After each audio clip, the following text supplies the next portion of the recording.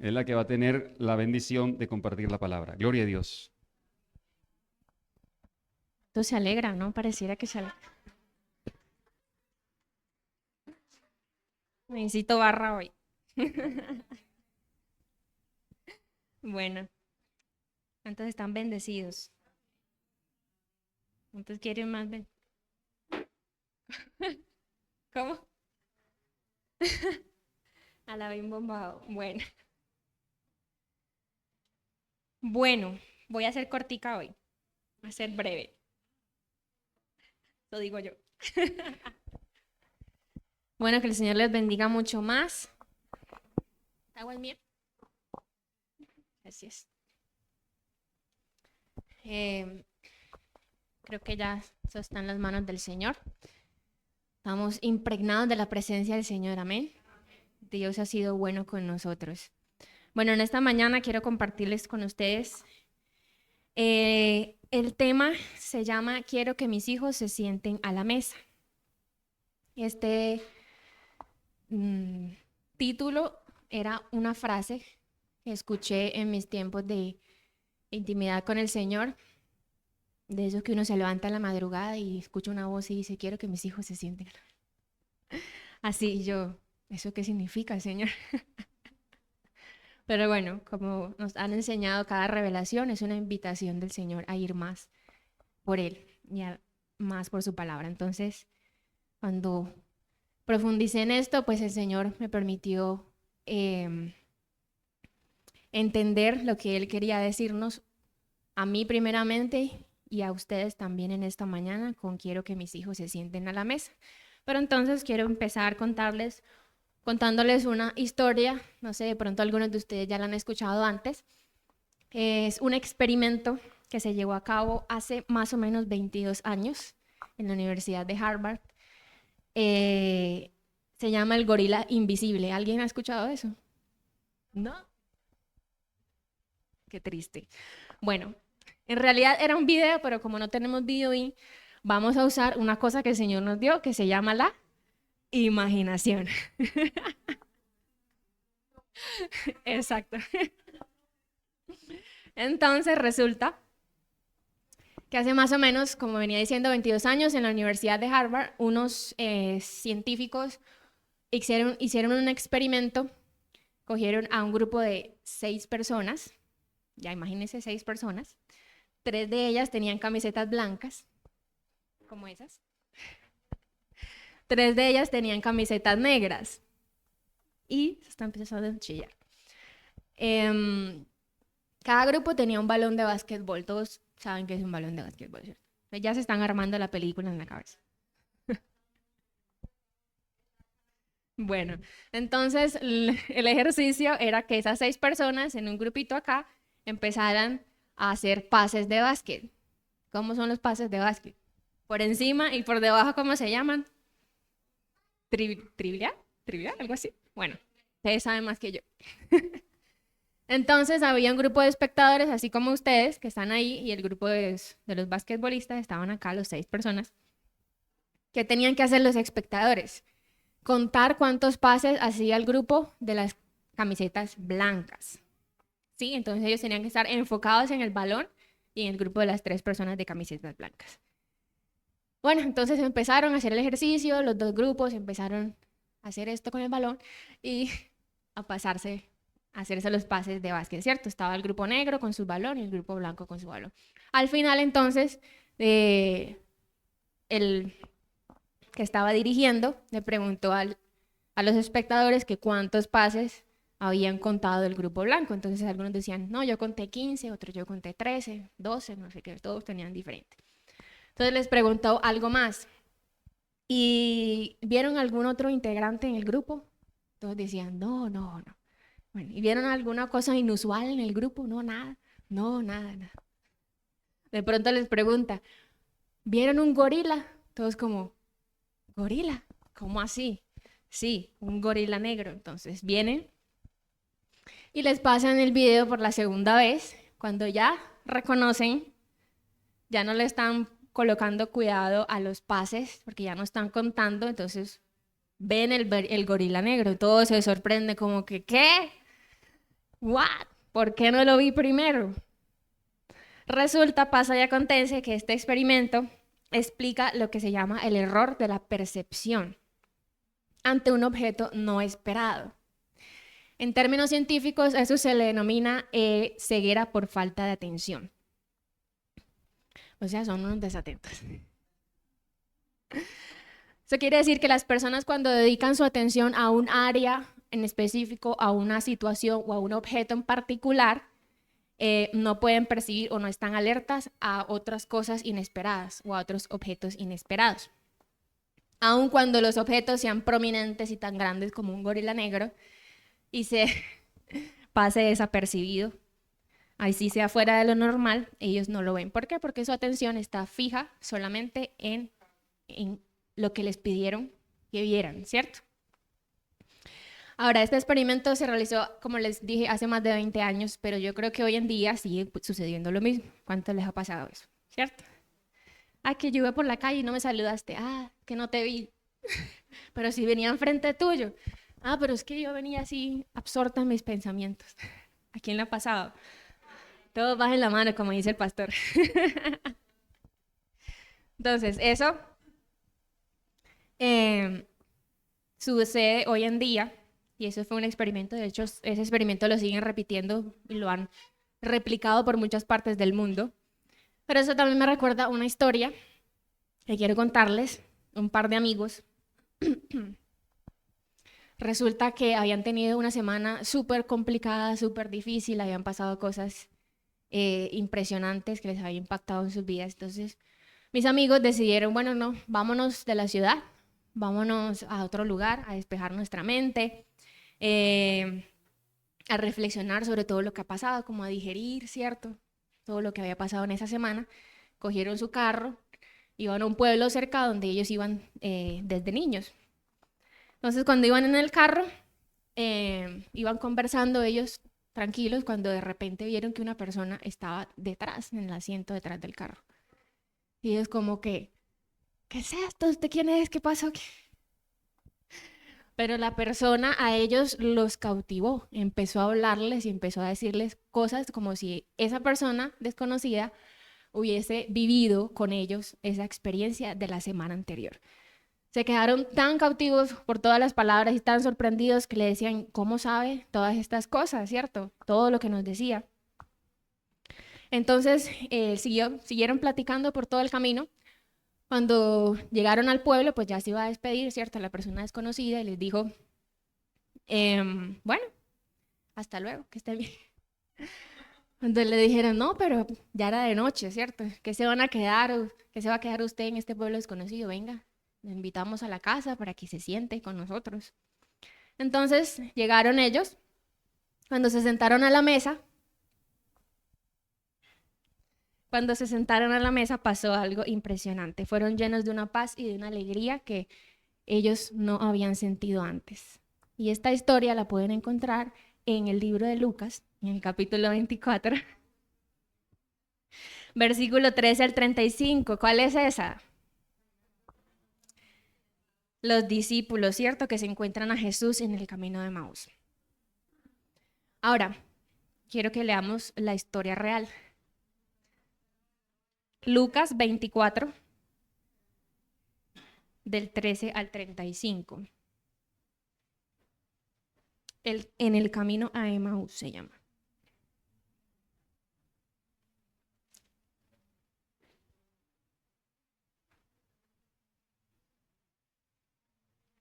¿Ya lo encontraron? Ahora sí voy a leer la historia verdadera. ¿Pero les gustó la otra historia? Es que sí.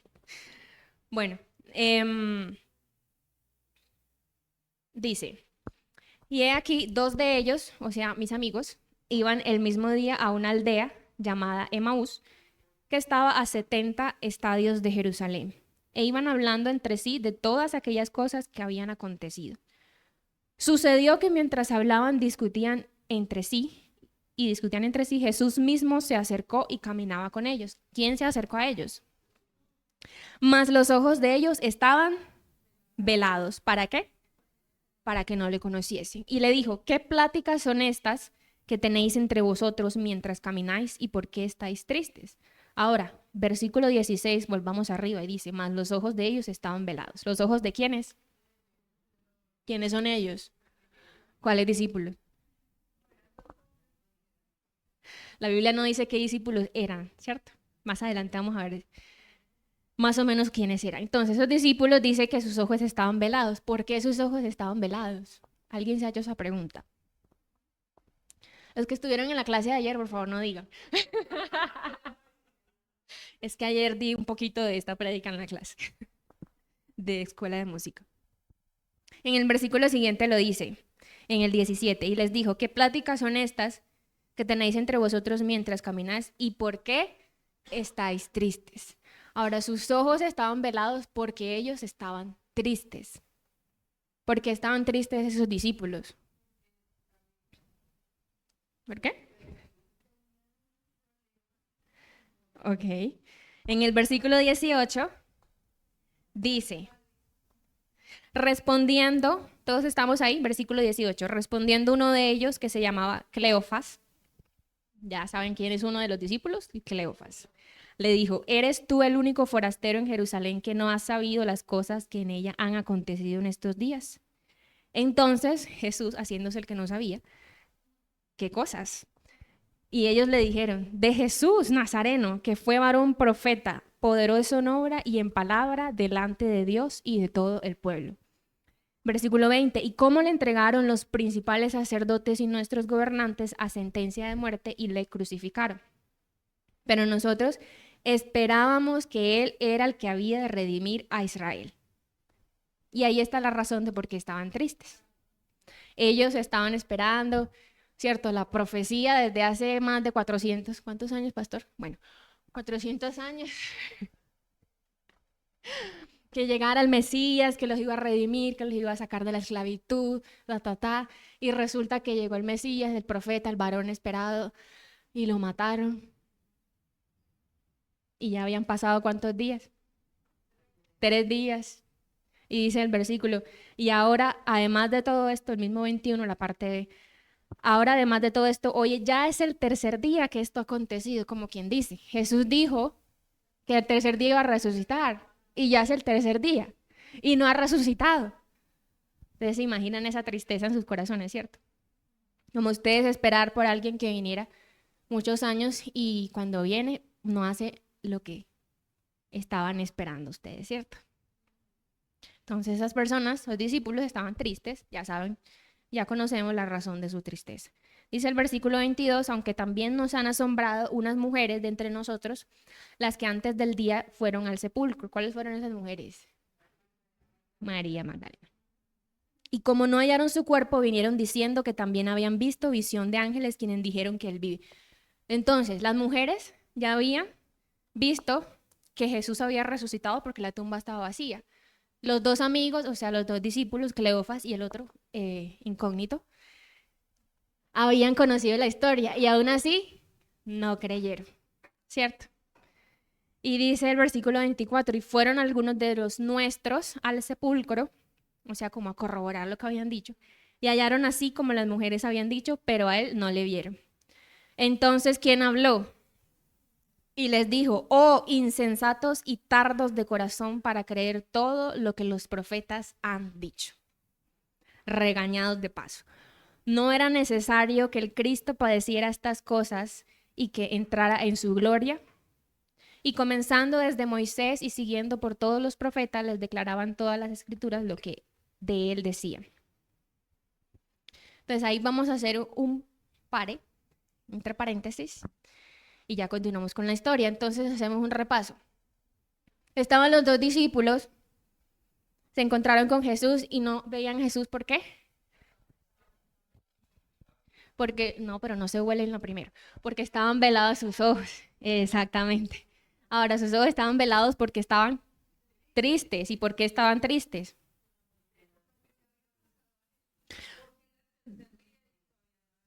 Exacto. Estaban tristes porque estaban desilusionados, estaban desanimados, estaban decepcionados. ¿Alguna vez los han decepcionado ustedes? ¿Alguna vez estaban esperando algo que no pasó? ¿Se han sentido tristes, desanimados? ¿Alguien le está hablando al Espíritu Santo hoy? Ahora, dice, ya habían pasado 3 días, ¿cierto? Y no había resucitado como él había dicho. Les pasó como a quienes, como a los espectadores que no vieron el gorila, ¿cierto? Lo tenían en todo enfrente y no lo vieron. Y tenían a Jesús ahí al ladito y no lo vieron. ¿Eso qué nos quiere decir? Que la tristeza nubla nuestros ojos. La tristeza nubla nuestros sentidos espirituales. Esa es la razón por la cual la mayoría de personas o las personas que sufren de depresión profunda terminan quitándose la vida. ¿Por qué? Porque así estén rodeados de gente, ¿cierto? Así tengan mucha gente a su alrededor, ellos no los ven, no son capaces de ver a nadie. Y dicen, no, estoy solo, estoy sola en este mundo, no tengo a nadie, nadie me quiere. No estoy cantando esa canción. Nadie me quiere, ¿cierto? No tengo familia, no tengo amigos, o si tengo pero no me entienden, no me comprenden, estoy solo, estoy sola. Y eso tiene un significado más profundo, que es el que le estoy diciendo ahora. La tristeza es una emoción, ¿cierto? Las emociones están en nuestra alma, pero nuestra alma también afecta a nuestro espíritu. Eso quiere decir que la tristeza nubla nuestra vista espiritual, que no podemos ver a Dios. Y yo sé que a más de uno nos ha pasado que en momentos de tristeza, de decepción, de desánimo, de desilusión, tampoco vemos a Dios, ¿cierto? Le decimos, Dios mío, ¿dónde estás? Dios mío, ¿por qué no me respondes? Dios mío, hasta quizá hemos dicho, ¿por qué me has fallado? ¿Cierto? Y Dios ahí parado en medio de nosotros. Y nosotros desapercibidos y no lo vemos. ¿Cierto? Entonces, primera cosa que aprendimos el día de hoy. La tristeza nubla nuestros ojos. Ahora, la tristeza es mala. Es una emoción, ¿cierto? Es una emoción que Dios nos ha dado, como la ira, como la alegría, como ¿cuál más? Esa ansiedad como que no me cuadra. No se confundan con la película de Intensamente. El miedo, gracias, gracias. Que habla Maturito. El temor, bueno, todas esas emociones Dios nos las ha dado con un propósito, ¿cierto?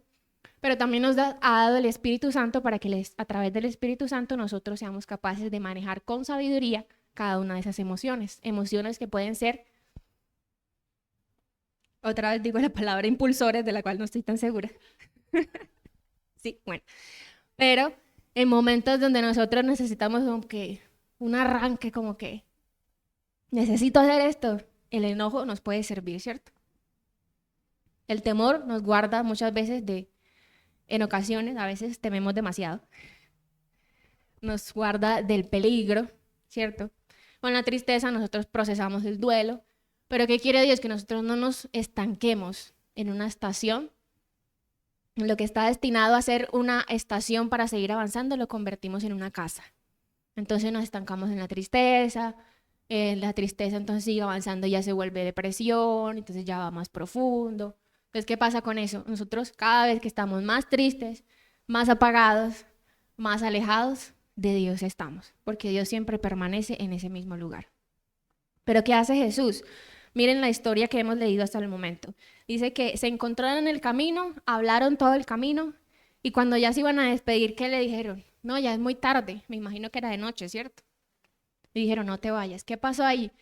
Jesús se tomó todo un día para quitarle la tristeza a esos 2 discípulos. Y esos discípulos ni siquiera eran de los 12 discípulos de los más cercanos. No sé si eran de los 70, de los 120. Pero Jesús los reconoció, ¿cierto? Jesús les importó. Y yo le quiero decir a ustedes que ustedes son importantes para Cristo. Tú le importas a Cristo. Amén. Él nos ve así nosotros creamos que Él no nos ha visto. Y Él nos ha escogido también. Aquí también me recuerda una historia de hace poquitos años cuando estaba en el colegio. En el colegio solíamos jugar muchos deportes en la escuela de educación física. Uno de ellos era el básquetbol. Yo soy muy alta, como pueden ver. Bueno, tampoco tan alta. Y yo decía, no, pues por lo alta me van a escoger los equipos, ¿no? Pues resulta que no. Escogían a todas las personas y yo siempre me quedaba de último, pero al final los sorprendía a todos. Pero eso causaba tristeza a mi corazón, ¿cierto? Mas, sin embargo, Jesús dijo, yo te escogí a ti primero. Y eso les dice a ustedes hoy también. Así el mundo no los elija, así sus amigos o sus familiares no los reconozca, Jesucristo sí los ve, Él los reconoce. Él es llamado El Roí, Dios te ve. Amén.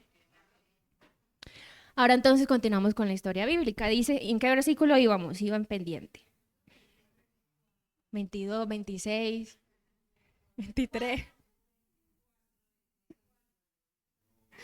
Bueno, 27, muy bien.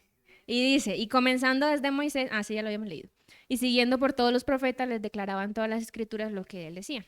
Llegaron a la aldea a donde iban, y él hizo como que iba más lejos, como que no quiere la cosa.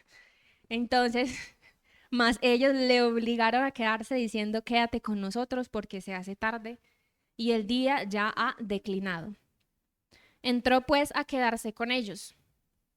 Y aconteció, ahora sí viene la revelación, versículo 30, dice que estando sentados con ellos a la mesa, tomó el pan y lo bendijo, lo partió y les dijo, ¿el pan qué era eso? La Santa Cena, ¿cierto? Versículo 31, entonces les fueron abiertos los ojos y les reconocieron. ¿Cuándo fueron abiertos sus ojos?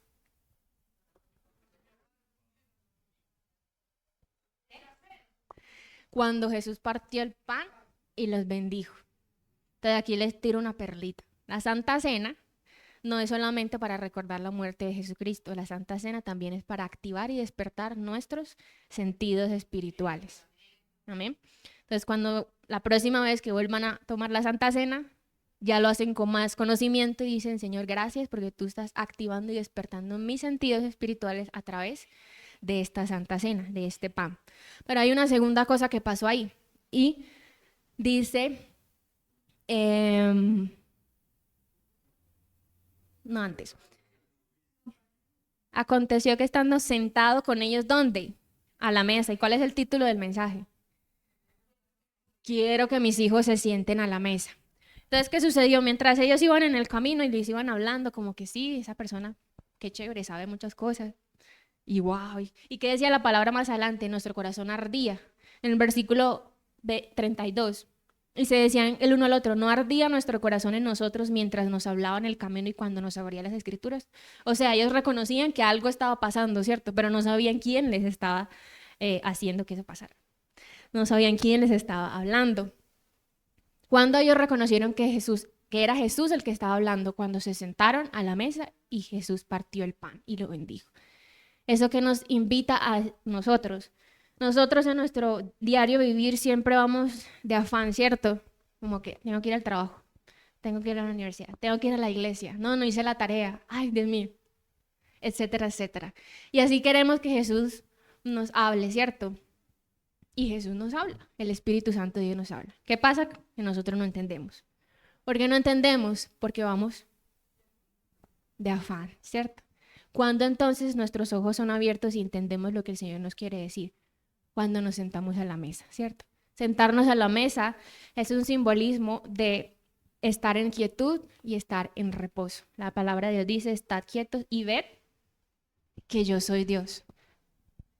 No solamente ese versículo se usa como quédate quieto y mira lo que yo voy a hacer, que también se aplica, sino literalmente, estad quietos y ved que yo soy Dios. O sea, en la quietud, en el reposo, cuando yo soy dispuesta, cuando tengo mis sentidos, mis 5 sentidos del cuerpo abiertos, ¿cierto? Y mis sentidos espirituales dispuestos, ahí donde yo voy a reconocer, donde tú vas a reconocer quién es Jesús, donde vamos a reconocerlo a Él, donde vamos a verlo, ¿cierto? Vamos a ver a Dios cuando nos sentamos a la mesa y disponemos nuestro corazón. Entonces, cuando algunos predicadores dicen, disponga hermano su espíritu para recibir al Señor, ¿cómo disponen su espíritu? Fácil. Quitando las distracciones, apagando el celular, cogiendo su cuaderno y diciendo, voy a prestar atención. No voy a dejar que nadie me distraiga. Eso es disponerse también en el espíritu. Entonces, seguimos en la lectura, versículo 32. 31 me lo volé. Decía, entonces les fueron abiertos los ojos y les reconocieron, mas él se desapareció de su vista. Jesús entonces, ya cuando ellos lo reconocieron, se fumó, ¿cierto? Ya estaba su cuerpo glorificado.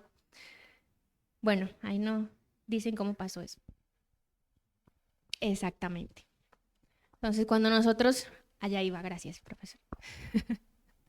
Cuando nosotros nos sentamos a la mesa y permitimos que el Jesucristo, que el Espíritu Santo obre en nuestros corazones, se va la tristeza, se va la angustia, se va la ansiedad, ¿cierto? Se va la desesperación, porque le damos la oportunidad al Rey de Reyes y Señor de Señores, que Él tiene muchísimas cosas por hacer, ¿cierto? Y ocuparse, pero decidió tomarse el tiempo para estar con cada uno de nosotros.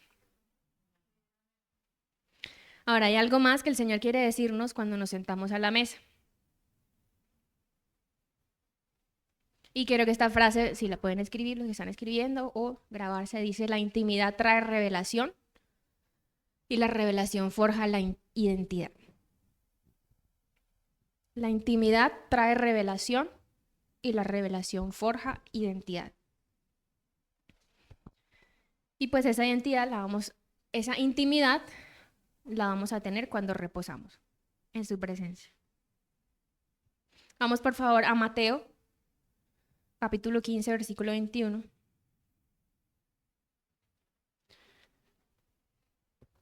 Cuando el Señor trae revelación, también forja nuestra identidad. En Mateo 15, 21, vamos a otra historia que el Señor nos cuenta el día de hoy.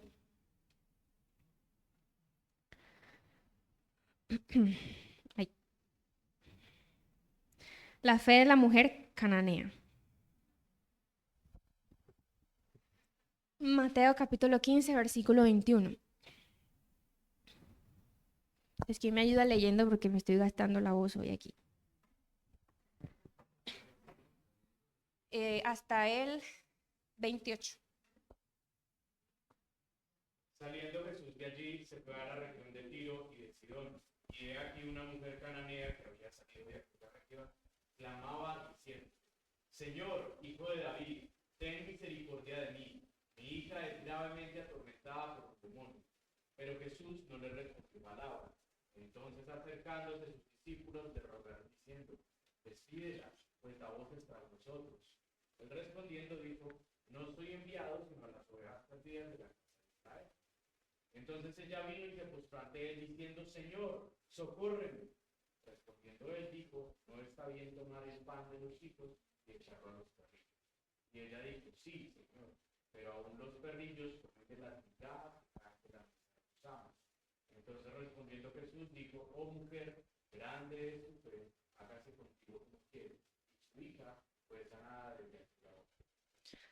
Amén, gracias, Cris. Qué tremenda fe la de esta mujer, ¿cierto? Yo diría que más que fe era el desespero que tenía, la necesidad que tenía de ese milagro. Porque cualquiera persona que venga y le dicen, perrillo, yo no vine aquí a atenderte a ti. Pues uno va y bueno, sí, está bien, perdón. Se devuelve por donde vino. Pero la fe y el desespero y las ganas y el hambre de esta mujer llamó la atención de Jesús, tanto que él se desvió de su camino y la atendió a ella, ¿cierto? Entonces, cuando nosotros estamos aquí, por ejemplo, hoy, y que yo creo que cada rato lo digo en la alabanza, que Dios va a saciar el hambre de nosotros, Dios va a saciarnos conforme al hambre que nosotros tengamos, es cierto, ¿cierto? Entre más hambre, el más nos sacia. Entre más espacio le hagamos, el más nos llena. Entre más sed tengamos, el más nos sacia. Entonces es la fe que él está mirando, ¿cierto? La palabra de Dios dice que sin fe es imposible agradarle a Dios. Y esa fe también se representa en nosotros en el creer. Yo creo, Jesucristo, que tú puedes hacer ese milagro en mi vida. Yo creo, Jesucristo, que tú puedes sacarme de esta situación. Lo creo tanto que sigo buscándote, lo creo tanto que no me desespero, lo creo tanto que no me desanimo cuando no te escucho, cuando me dices un no, cuando me dices una espera. Eso es tener fe, porque la fe sin obras es muerta, ¿cierto? De nada nos vale a nosotros tener fe y decir, Señor, sí, yo creo en ti, pero entonces estoy triste porque el Señor no me ha respondido. Ay, el Señor me dijo que no, que esperara, entonces, qué pereza. No, y no voy a ir a la iglesia.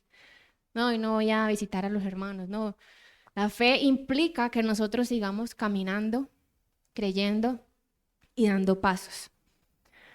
Ahora, yo un paréntesis dice, yo le he preguntado al Señor, pero ¿por qué le dijiste eso? ¿Cierto? Como que tan... Por eso me recordaba a mí que ni siquiera Jesús estaba llamado a todas las ovejas, al 100% de la población. Él sí, no, hoy en día sí, Él es el Salvador para todo aquel que quiere venir. Pero en ese momento Él iba por las ovejas perdidas de Israel y los discípulos tenían la labor de esparcir a todos los gentiles y a toda la demás población. Y eso a mí me hizo reconocer personalmente que yo no estoy llamada a todo el mundo. ¿Por qué? Porque yo era una de las personas que una persona me llamaba, necesito esto, ya voy. Necesito lo otro, ya voy. Ya todo el mundo lo atendía, todo el mundo... Llegó un tal punto de que me estresé, me enfermé y dije no más. Y Jesús me dijo, es que ni siquiera yo estaba llamado a todas las ovejas. Ahora tú, ¿quién eres? ¿Cierto? Para querer ayudar a todo el mundo. Por eso el Señor a nosotros nos asigna territorios a cada uno. Nos asigna un territorio de influencia.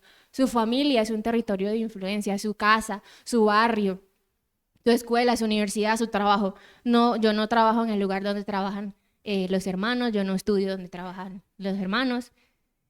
Cada uno del Señor nos ha posicionado en lugares distintos, en lugares diferentes, para ir por sus propias ovejas, ¿cierto? Entonces, me salí del mensaje, pero era lo que quería decir. El Espíritu Santo quería decir. Entonces dice que el Señor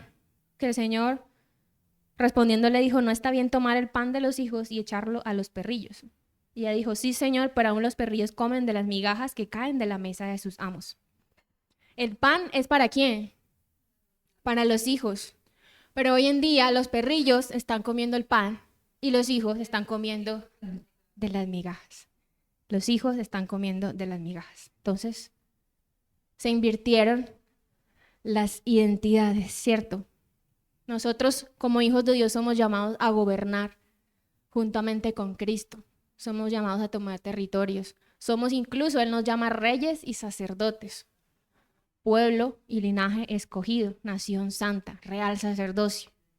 Somos hijos de Dios, pero a veces nosotros tomamos el papel de los perrillos. Entonces tomamos las migajas, ¿cierto? ¿Por qué? Porque nuestra mentalidad todavía sigue siendo de mentalidad de esclavo, mentalidad de huérfano. Mentalidad de esclavo al querer decir, los esclavos son los que dependen de sus amos, ¿cierto? Los que dependen de alguien más para sobrevivir. Los que dependen de que, si esta persona quiere darme la comida hoy, pues la como. Y a veces nosotros actuamos así. Pero el Señor nos ha llamado como hijos a gobernar y a tomar territorio. Y a veces también actuamos con mentalidad de huérfanos. ¿Por qué? Porque entonces las cosas que el Señor, las bendiciones que el Señor les da a mis hermanos, yo no me alegro con ellos, sino que me da envidia. Entonces la mentalidad de hijo es, si tú le pudiste dar eso a él, que es mi hermano, también me lo puedes dar a mí. Amén. La mentalidad de huérfanos es, ¿por qué no me lo diste a mí? ¿Por qué con ella sí, conmigo no? Esa es la mentalidad de huérfano. Pero si nosotros reconocemos quiénes somos, quién es nuestra identidad como hijos, quién es nuestro Padre, ¿cierto? Que Él es el Rey de Reyes y el Señor de Señores, que Él nos ama, nos conoce por nuestro nombre, sabe aún cuántos cabellos tenemos en nuestra cabeza. Él también puede hacer por nosotros lo que hace por los demás hermanos.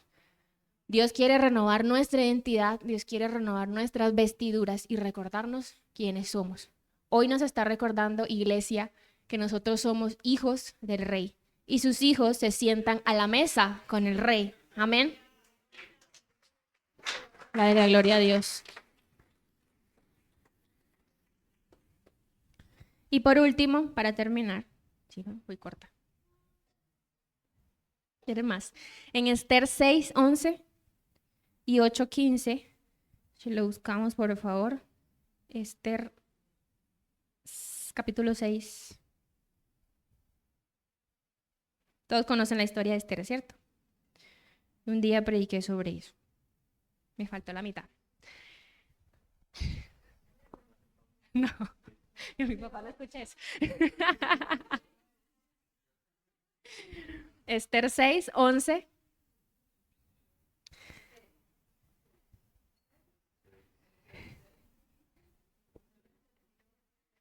Esther capítulo 6, versículo 11 dice, y Amán tomó el vestido y el caballo y vistió a Mardoqueo. ¿Quién era Amán? ¿Sí se acuerdan?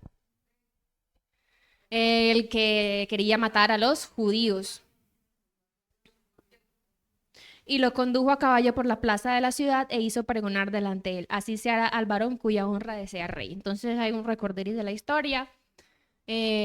Amán estaba posicionado por el rey, tenía cierto poder y autoridad, entonces le propuso al rey que mataran a toda la población de los judíos porque simplemente les tenía rabia, ¿cierto? Sobre todo a Mardoqueo, que era el pariente de Esther. Entonces resulta que, bueno, ya ustedes conocen toda la historia, Esther hizo un ayuno con todo el pueblo, vino delante del rey y el rey obtuvo gracia delante del rey y el rey le dio la oportunidad de que hiciera su petición. Y la petición era salvar al pueblo de Israel y matar a Amán, el que quería matarlos a ellos. Entonces, en este caso, antes, en toda la historia de Esther, hay un pedacito donde dice que Mardoqueo hizo algo por el rey, pero a él no se le reconoció eso en ese tiempo. Pero ¿quién le recordó al rey que Mardoqueo había hecho algo por el pueblo o por el reinado? Dios, ¿cierto? Dice la palabra que estaba durmiendo y se levantó y de repente pidió los libros de las crónicas y vio que Mardoqueo había hecho algo y no se le había recompensado.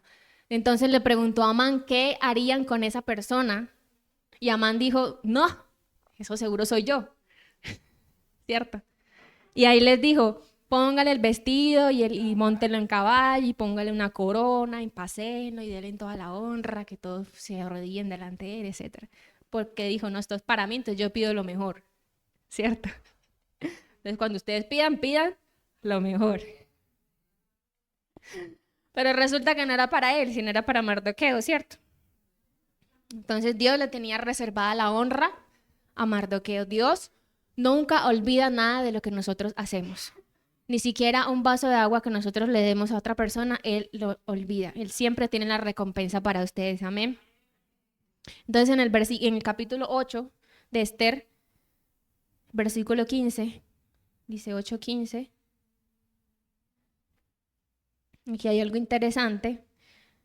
Esther 8:15 dice, y salió Mardoqueo, ya cuando le habían hecho a él toda la promoción, de delante del rey con vestido real de ¿qué? Azul y blanco, y una gran corona de oro, y un manto de lino y púrpura. Y la ciudad de Susa entonces se alegró y regocijó. Me parece interesante que no simplemente dijo con un vestido, sino que dijo los colores. Y los colores también tienen un significado profético en la Biblia. ¿Cuántos saben eso? Igual que los números. Entonces yo de curiosa me puse a investigar qué significaban los colores blanco y azul. Dice, en el blanco representa la justicia. A Mardoqueo se le hizo justicia. ¿Tenía sentido el color del vestido de él? Ahora, el color azul tiene un significado más profundo, dice que tiene un significado especial en la Biblia y se menciona en varios contextos. Se considera un color sagrado y se usaba en la construcción del tabernáculo y en la ropa de los sacerdotes. Aquí, en este contexto, viene la palabra hebrea tekelet. T-E-K-E-L-E-T, tekelet. Y la definición es cárdeno, jacinto, color obtenido de los mismos con el mismo material teñido. Esa palabra tekelet se deriva de la raíz takal, que significa cubrir o ocultar. Y resulta que en la antigüedad, ¿cómo saben en la antigüedad cómo se salían los colores? ¿Alguien ha investigado, no? Bueno, hoy van a aprender otra cosa. Resulta que en la antigüedad salían los colores de varias cosas, ¿cierto? De la naturaleza, pero este azul en específico salía de un animal llamado Murex trunculus. Era un caracol marino que se encontraba en el Mediterráneo. Entonces, el proceso de obtención de la tintura del color azul era algo complicado, llevaba muchos días y por eso ese color era uno de los más costosos en esa época, en ese tiempo. Toda persona que compraba una tela de ese color tenía mucho dinero. Era costoso. Y también por eso simbolizaba riqueza y prestigio.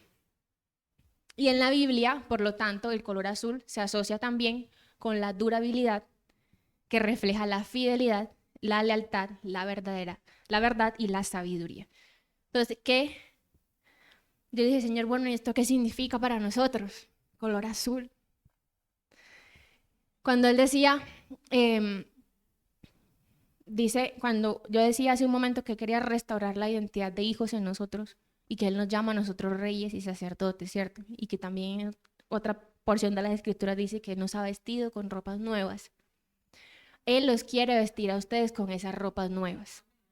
Ropas de color blanca para reclamar justicia para todos aquellos que han pasado por situaciones donde se les ha cometido injusticia. El Señor quiere traer justicia sobre sus vidas. Con ese color azul que representa fidelidad, que representa riqueza, que representa honor, que representa lealtad.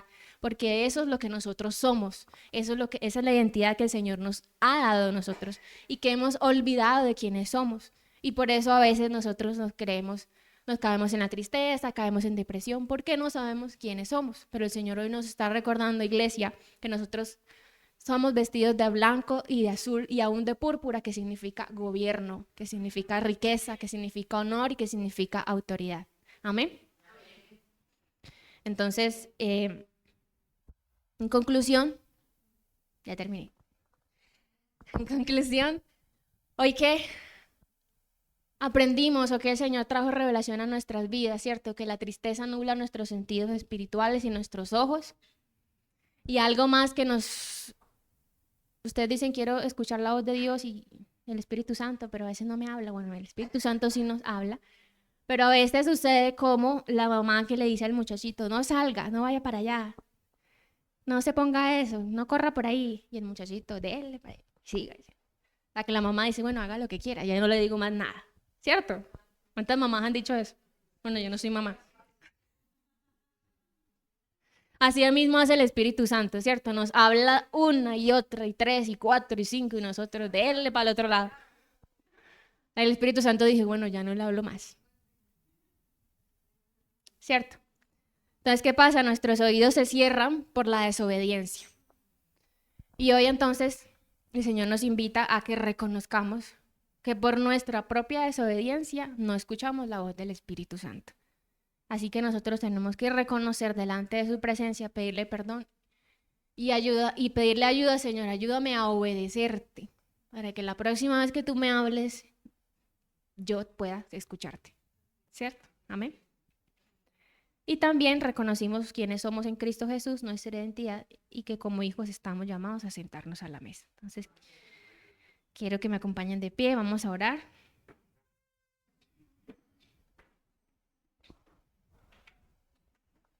Y luego el pastor pasa por acá.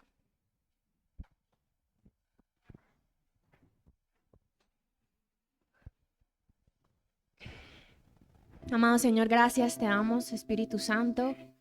Gracias, Abba Padre, porque tú nos has llamado la atención hoy, Señor. Porque tú nos has visto, nos has reconocido, porque tú has estado con nosotros en los momentos de angustia, de tristeza, Señor. Y hoy pudimos aprender, Señor, y reconocer que no éramos capaces de verte, Señor, pero que tú siempre has estado ahí. Y te damos gracias, Señor, porque tú siempre nos dejas, porque tu palabra es verdad, donde dice que cuando Jesús se iba, nos dejaba al Consolador, al Espíritu Santo, y Él nunca se apartaría de nosotros, Señor. Así que hoy reconocemos esa verdad y la creemos en nuestros corazones. Gracias te damos, Señor, porque aunque el mundo no nos reconozca como hijos, Señor, nosotros sabemos quiénes somos en ti, Jesús. Gracias porque tú nos has traído revelación en esta mañana, nos has traído luz y nos has vuelto a recordar, Señor, que somos hijos y por lo tanto coherederos juntamente con Jesucristo, Señor, llamados a gobernar, Señor, que tú nos has puesto por cabeza y no por cola, oh Dios, y que tus promesas, Señor, son verdad y vida, amado Dios. Gracias, Señor, porque aunque el mundo no nos escojas, Señor, tú nos has elegido a nosotros primero, Señor, porque tú te tomas el tiempo para hablarnos, para quitar de nosotros la tristeza, para quitar de nosotros la angustia, la ansiedad, Señor, la frustración y el desespero, amado Señor. Solamente nos haces la invitación a sentarnos contigo a la mesa, amado Jesús. Hoy queremos pedirte perdón, Espíritu Santo de Dios, porque te hemos ignorado, porque hemos omitido tu presencia, Señor, porque nos hemos olvidado que tú estás ahí todo el tiempo, Señor, porque por nuestra misma desobediencia, Señor, hemos callado tu voz. Hoy te pedimos perdón, Espíritu Santo de Dios. Limpia nuestros oídos espirituales, limpia nuestros ojos espirituales, despierta nuestro espíritu, Señor, para que podamos reconocerte cuando tú nos hablas, para que podamos verte, Señor, cuando tú te presentas en nuestra habitación, donde creemos que estamos solos, donde creemos que nadie nos ama, donde creemos que nadie nos entiende, Señor.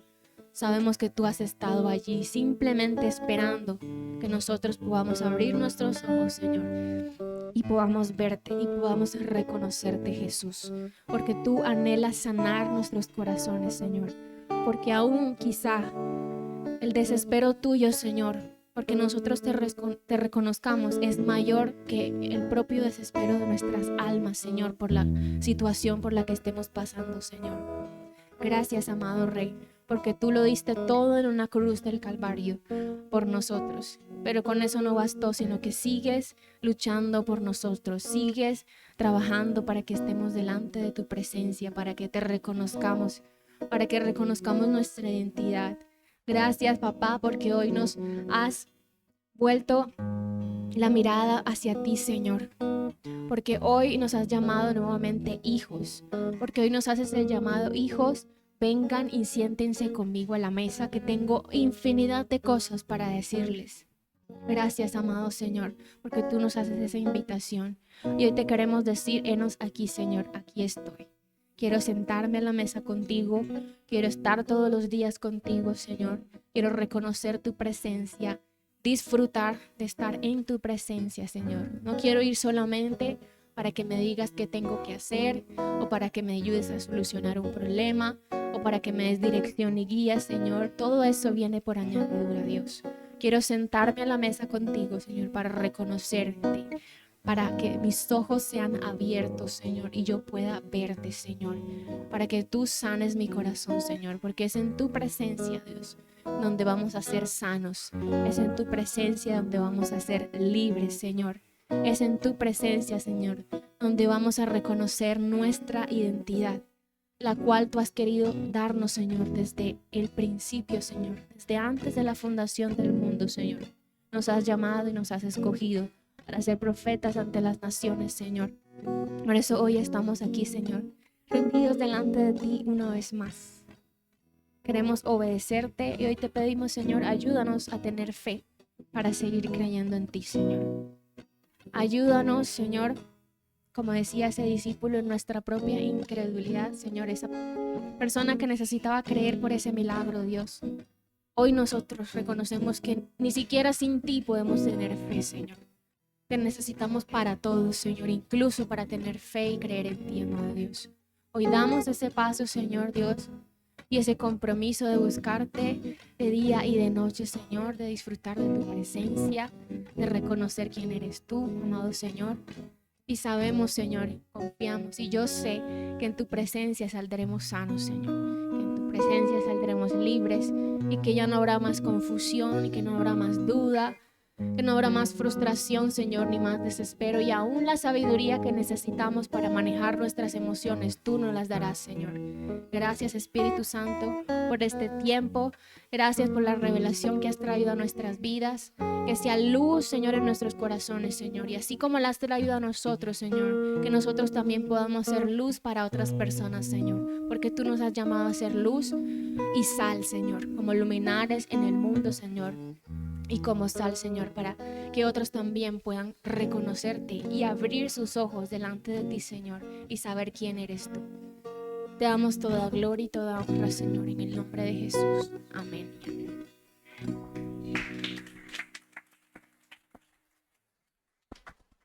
Gloria al